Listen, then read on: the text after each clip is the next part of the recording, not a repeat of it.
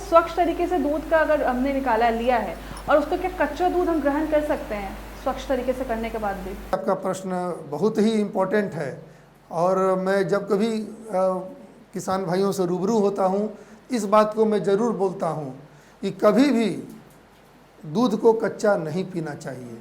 ये कभी भी नहीं करना चाहिए। गांव में हमारे बहुत सारे बंधु लोग हैं, वो समझते हैं इस चीज़ को, ये मानते हैं कि कच्चा दूध पीने से बहुत फ़ायदा होता है, जबकि ऐसा बिल्कुल नहीं है।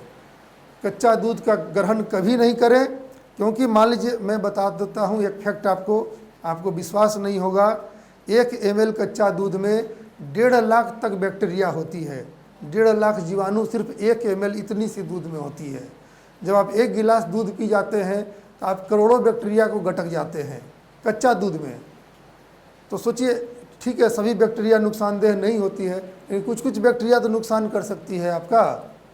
तो जब वो तुम्हारा पेट का डाइजेस्टिव सिस्टम ऐसा है कि वो सारे बैक्टीरिया को मार देता है।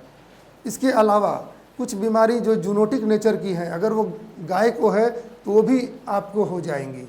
जैसे अगर गाय को ट्यूबरकुलोसिस बीमारी है, टीबी है, तो वो इंसान को भी कच्चा दूध पीने से हो जाएगी। दूसरा, अगर गाय को रेबीज है, मान लीजिए पागल कुत्ते ने काट लिया है, आप उसका कच्चा दूध पी लेते हैं तो ये भी संभावना है कि वो वायरस जो है उस गाय के दूध से आपके शरीर में जा सकता है। इसीलिए दूध को हमेशा बॉयल करके फिर ठंडा करके पीना चाहिए। जब एक बार बॉयल कर देते हैं 100 डिग्री सेल्सियस पर टेम्परेचर चला जाता है तो उसमें मौजूद हर एक तरह का बैक्टीरिया या वायरस सभी नष्ट हो जाते हैं। वो दूध पूरी तरह से सुरक्षित हो जाता है।